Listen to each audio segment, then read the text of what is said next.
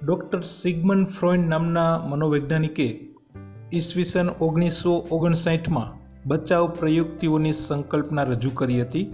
આમ તો બચાવ પ્રયુક્તિ ઘણી છે, પરંતુ અહીં મુખ્યત્વે કેટલીક પ્રયુક્તિઓ રજૂ કરવામાં આવી છે. સૌપ્રથમ જોઈએ બચાવ પ્રયુક્તિ એટલે શું. સાદા શબ્દોમાં કહીએ તો કોઈ વ્યક્તિ જ્યારે કોઈ કામમાં નિષ્ફળ જાય છે ત્યારે પોતાની નિષ્ફળતા છુપાવવા બહાના કાઢે છે. આ છે બચાવ પ્રયુક્તિ, જેને આપણે છટકબારી પણ કહીએ છીએ.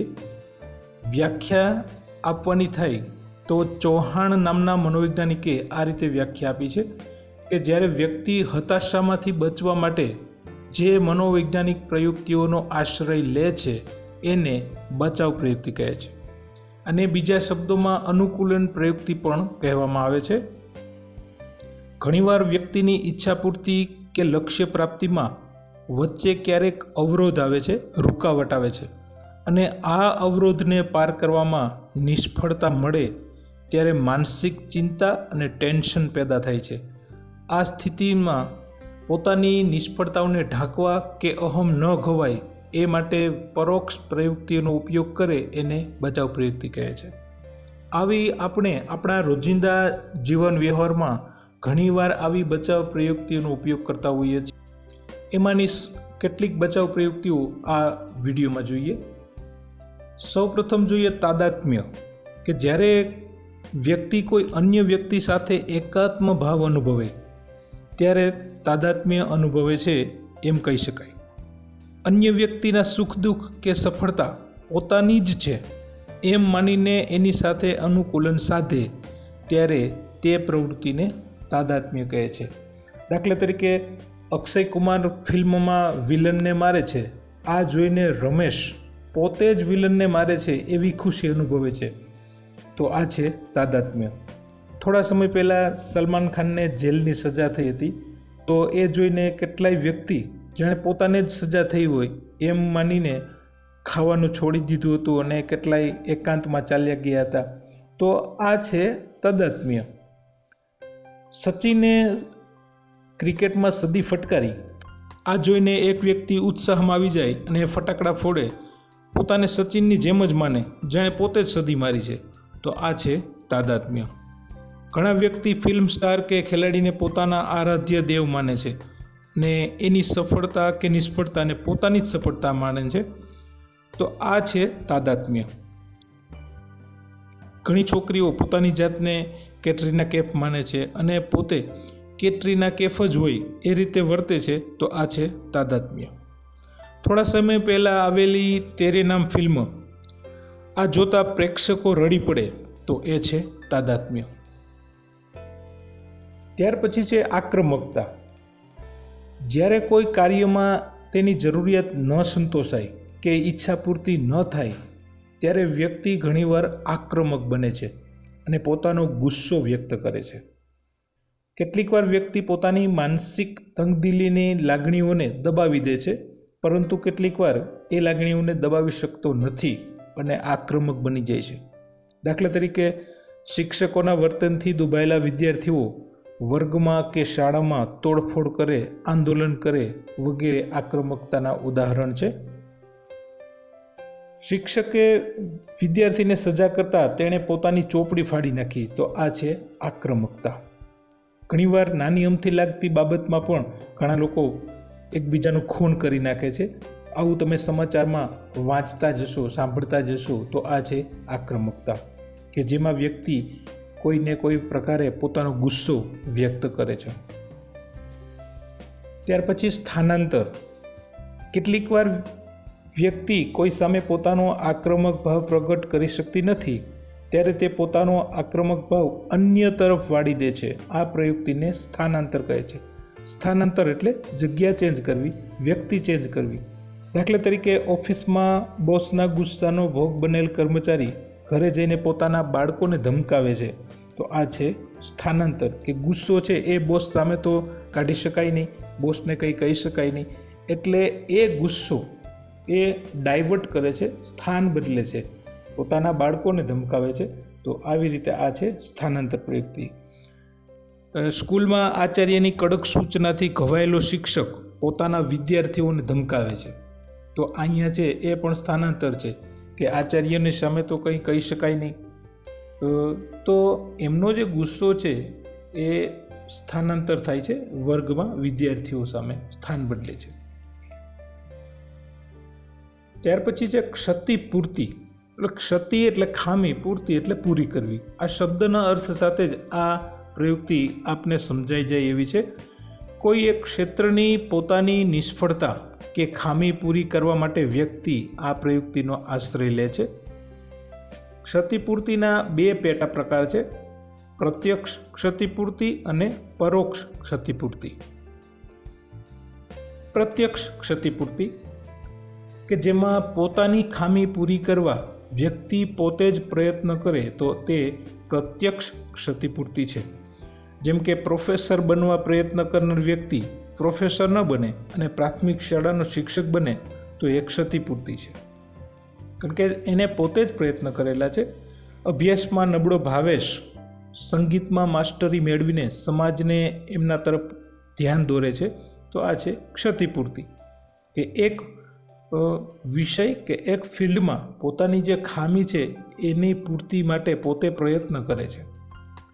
પરોક્ષ ક્ષતિપૂર્તિ કે પોતાની ખામી અન્ય વ્યક્તિ દ્વારા પૂરી કરવા પ્રયત્ન કરે એ છે પરોક્ષ ક્ષતિપૂર્તિ. જેમ કે હું ડૉક્ટર ન બની શક્યો તો કંઈ નહીં, પણ મારા દીકરાને ડૉક્ટર બનાવીશ, તો આ છે પરોક્ષ ક્ષતિપૂર્તિ કે જેમાં વ્યક્તિ પોતે એ ખામી પૂરી કરી શકતા નથી પરંતુ અન્ય વ્યક્તિ દ્વારા એ પૂરી કરવા માગે છે અને આવી રીતે સંતોષ મેળવવા માગે છે કે અમને નોકરી ન મળી તો કંઈ નહીં, પરંતુ મારા દીકરાને નોકરી અપાવવા પ્રયત્ન કરીશ, તો આ છે પરોક્ષ ક્ષતિપૂર્તિ. ત્યાર પછી યૌક્તિકીકરણ. આ પ્રયુક્તિમાં વ્યક્તિ સાચાને બદલે સારા કારણો રજૂ કરે છે. આમાં વ્યક્તિ સમાજને સારું લાગે એવું બહાનું કાઢે છે, સાચું કારણ રજૂ કરતા નથી. આ પ્રયુક્તિને બહાના કાઢવાની પ્રયુક્તિ પણ કહેવામાં આવે છે. અહીંયા આ એક વાત ખાસ ઉલ્લેખનીય છે કે સાચાને બદલે સારા કારણો કે જે સમાજમાં માન્ય હોય કે જેને સમાજ સ્વીકારે એવા કારણો રજૂ કરે છે. ઉદાહરણ જોઈએ, જેમ કે બહુ ભણેલ અને સુંદર છોકરી સાથે લગ્ન કરવાની ઈચ્છા રાખનાર વ્યક્તિના લગ્ન આવી છોકરી સાથે જ્યારે ન થાય ત્યારે તે બહાનું કાઢે છે કે મારે તો એવી છોકરી સાથે લગ્ન કરવા જ નહોતા. બહુ ભણેલ અને સુંદર છોકરીઓને ઘરકામ ન આવડે, રસોઈ કામ ન આવડતું હોય. કોઈ વિદ્યાર્થીને વાંચનમાં કંટાળો આવે છે પરંતુ તે કહે છે કે બહુ વાંચનથી આંખો બગડે છે, તો આ છે યૌક્તિકીકરણ. હવે યૌક્તિકીકરણના 2 પેટા પ્રકાર છે, એ ખાટી દ્રાક્ષ અને મીઠા લીંબુ. ખાટી દ્રાક્ષ એટલે કે જે વસ્તુ ન મળે તો ત્યારે તે ખોટી છે એવું માની લે છે. જેમ કે શિયાળ અને દ્રાક્ષની વાર્તા આપણે સાંભળી છે, તો એ છે ખાટી દ્રાક્ષ, કે દ્રાક્ષ ન મળતા એ ખોટી છે એટલે કે મારા માટે યોગ્ય નથી, તે ખાટી છે એવું માનીને શિયાળ છે એ મન મનાવી લે છે, તો એ છે ખાટી દ્રાક્ષનું ઉદાહરણ. યૌક્તિક. બીજું છે મીઠા લીંબુ. હવે લીંબુ તો મીઠા હોય નહીં, પરંતુ આ ઉદાહરણ દ્વારા એવું કહેવા માગે છે કે જે મળ્યું છે તે યોગ્ય જ છે. આવું બહાનું કાઢવું એ છે મીઠા લીંબુ. જેમ કે બાઇકમાં પંચર પડતા ચાલીને ઓફિસે જવું અને કહે છે કે એ બહાને ચાલો વોકિંગ થઈ જશે, તો આ છે મીઠા લીંબુ. ત્યાર પછી પ્રક્ષેપણ. તો અહીંયા પ્રક્ષેપણ એ યૌક્તિકીકરણનું જ બીજું સ્વરૂપ છે. ક્યારેક અમુક જગ્યાએ તમે જોશો કે યૌક્તિકીકરણ અને પ્રક્ષેપણ બંનેને એક જ દર્શાવવામાં આવે છે એમાં, પરંતુ આમાં તફાવત છે, ફરક છે, એ જોઈએ. જ્યારે વ્યક્તિ પોતાની પ્રતિષ્ઠા કે મોભો જાળવી રાખવા માટે પોતાની ખામી કે દોષોને બીજા પર ઢોળી દે છે ત્યારે તેને પ્રક્ષેપણ પ્રયુક્તિ કહેવામાં આવે છે. જેમ કે પરીક્ષામાં નાપાસ થનાર વિદ્યાર્થી શિક્ષકે પેપર બરાબર તપાસ્યું નથી એવું કહે છે, તો આ છે પ્રક્ષેપણ પ્રયુક્તિ. સ્ત્રીઓ ખીચડી સારી ન બને તો તે ચોખા સારા ન હતા એવું કહે છે, તો આ છે પ્રક્ષેપણ પ્રયુક્તિ. કોઈ શાક વધારે તીખું થાય તો ચટણી જ એવી છે એવું કહે છે, તો આ છે પ્રક્ષેપણ પ્રયુક્તિ. આ ટાટ પરીક્ષાનું જ ઉદાહરણ લઈએ. ટાટ પરીક્ષામાં ઓછા માર્ક્સ લાવનાર ઉમેદવાર એમ કહે છે કે પેપર કાઢનારે પેપર સિલેબસ બહારનું જ કાઢ્યું હતું, અઘરું કાઢ્યું હતું, અથવા તો ગુણાંકન મુજબ નહોતું. તો આ છે પ્રક્ષેપણ પ્રયુક્તિ. આ એક સાહજિક પ્રક્રિયા છે કે વ્યક્તિ પોતાની ખામીથી બચવા માટે, પોતાની નિષ્ફળતાઓ માટે બીજાને કારણભૂત ગણાવે છે. ત્યારબાદ દીવા સ્વપ્નો. હવે એનો શાબ્દિક અર્થ જોઈએ તો દિવસે જોવાયેલ સ્વપ્નો એટલે કે ખુલ્લી આંખે જોવાયેલ સ્વપ્નો, જેને આપણે કલ્પના વિહાર કહીએ છીએ. કે વાસ્તવિક પરિસ્થિતિમાં વ્યક્તિની ઈચ્છા પૂર્તિ ન થાય ત્યારે તે કાલ્પનિક દુનિયામાં ઈચ્છા પૂર્તિ કર્યાનો આનંદ માણે છે. દાખલા તરીકે અભ્યાસમાં નબળો વિદ્યાર્થી વર્ગમાં પ્રથમ આવવાની કલ્પનાથી આનંદિત થાય છે. તો આ છે દીવા સ્વપ્નો, કે જે પોતે આમ તો પ્રયત્ન કરીને વર્ગમાં પ્રથમ આવી શકે એમ નથી, પરંતુ પોતે જ કલ્પનાથી માની લે છે કે પોતે પ્રથમ નંબર પર આવ્યો છે. અને આ તારક મહેતા કા ઉલ્ટા ચશ્મા સિરિયલ તમે જોઈ હશે. તો આ સિરિયલમાં બબીતાને જોઈને જેઠાલાલ જેવી રીતે કાલ્પનિક દુનિયામાં ખોવાઈ જાય છે, તો આ છે દીવા સ્વપ્નો, કે જેમાં પોતાની કલ્પનાના પાત્રને મળ્યાનો આનંદ માણે છે.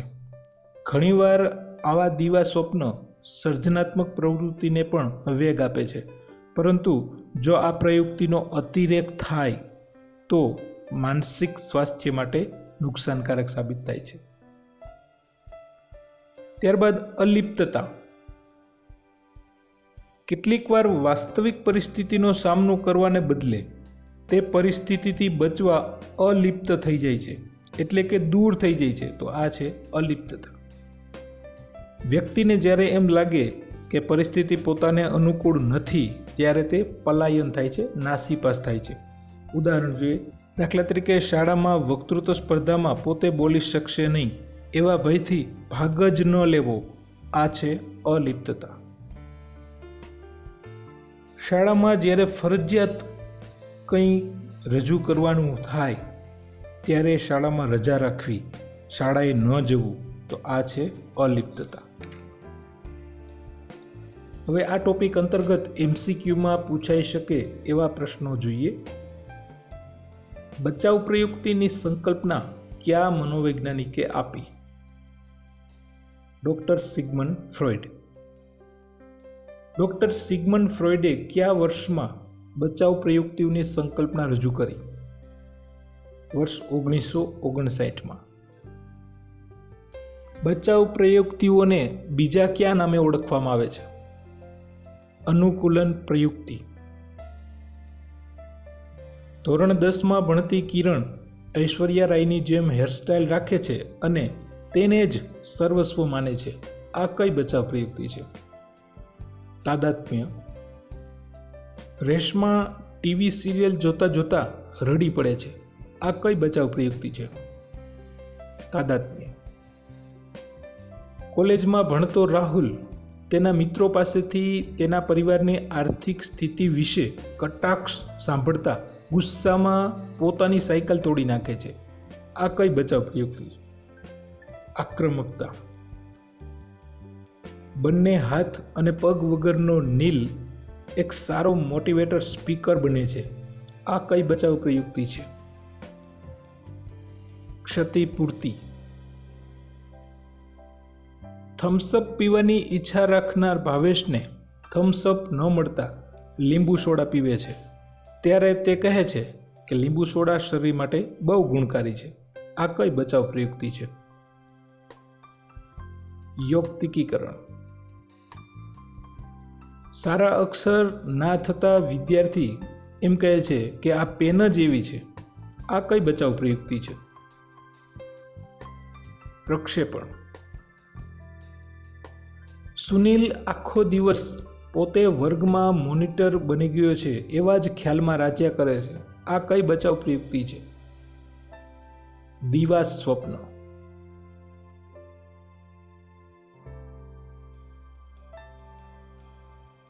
ટાટ વિભાગ 1ના અન્ય વિડીયો જેમ કે વૃદ્ધિ અને વિકાસ, કેળવણીના સ્વરૂપ, આદર્શવાદ, વ્યવહારવાદ, પ્રકૃતિવાદ, સાંપ્રત પ્રવાહો તેમજ જનરલ નોલેજ વગેરે વિશેના વિડીયો મારી યુટ્યુબ ચેનલ પર ઉપલબ્ધ છે.